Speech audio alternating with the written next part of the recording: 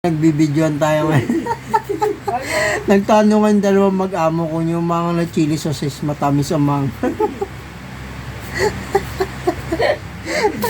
Tawa-tawa yung ano niya, boss niya eh. Oh.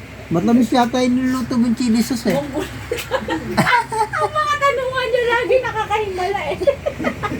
Ha? Paano? Nahawa sa'yo siguro yan. Oh, lol!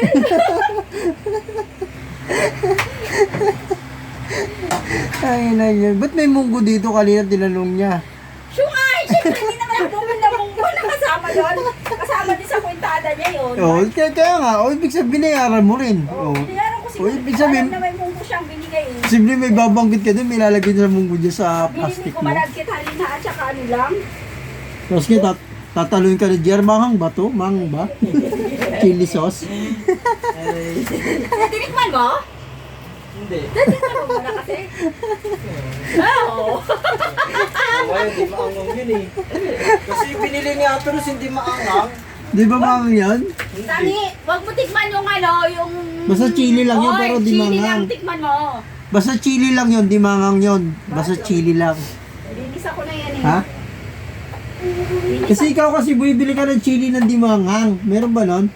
Hindi kasi dry yun, di ba? Sabi ng tindero, David, lagyan mo lang yan ng oil. Hindi ko pala alam na kailangan mo pa halo-haloyin para ano yung anghang niya. Natural. Yung Eh wala, luto mo. nilagyan ko lang din ng oil. Nilagay ko doon din chili sauce. Sabi nila, hindi maanghang yung sauce mo, Ate Rose. Pinatikman ko nga dyan, di nga daw maanghang. Malay ko, sabi kasi ng tindero, lagyan lang daw ng oil. Hindi, nilagyan ko ng oil. Pag sinabi tundero, tatalong ka. Pwede ba yun? Alam mong mali? Eh kaya nga mali yung tinuro sa'yo, tapos sinunod mo naman. Hindi kasi wala akong idea sa chili sauce. Ngayon lang ako gumawa. Oh, diba? Ngayon alam ko na. Okay pala tinatanong ni JR, matamis o anghang. Chili sauce. Wala naman sinabi ba ito?